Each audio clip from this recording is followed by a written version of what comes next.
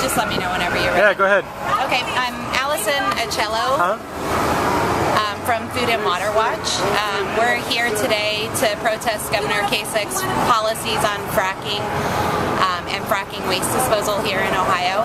We contend that the governor has not only allowed the way for where we have over 1,000 drilling permits here, or over 1,000 wells drilled here in Ohio, threatening water contamination, air pollution, and the very climate on which we depend. But also Governor Kasich's policies have allowed our state to be used as a regional dumping ground for fracking waste. And we did an action last week called the Global Frack Down, and in Cincinnati, Governor Kasich's office responded to those allegations, saying that he wouldn't tell us his official policy on fracking, instead resorted to name calling. Instead of telling Ohioans, what he's going to do to protect Ohioans, he's serving the interests of the oil and gas industry.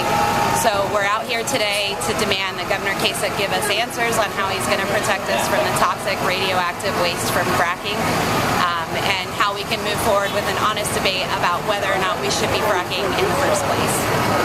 You hear State House Republicans talk all the time about the laws they've already put into place being some of the toughest in the nation, regulating the environmental aspects of this. How do you respond to that?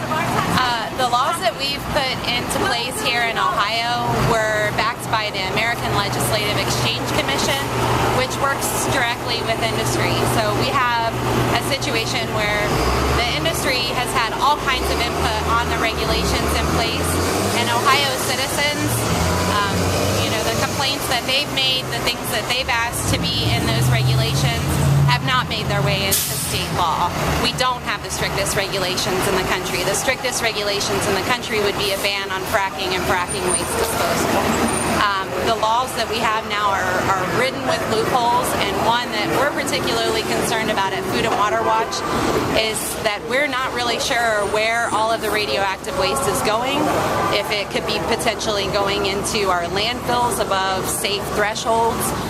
And we're concerned about the injection wells, the man-made earthquakes from injection wells. All of these things have been things that haven't been addressed. You're not going to address seismic activity by monitoring seismic activity. That's not a prevention. That is something that's just going to say, we had earthquakes and we know that they're man-made earthquakes. It's not going to keep people safe.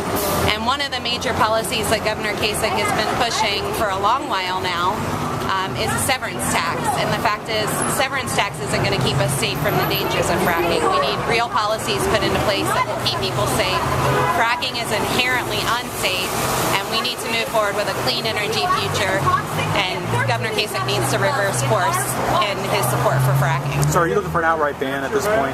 Yeah, Food and Water Watch supports an outright ban on fracking and fracking waste disposal. Okay. Okay? Thank you. Thanks a lot, Mark. If you have any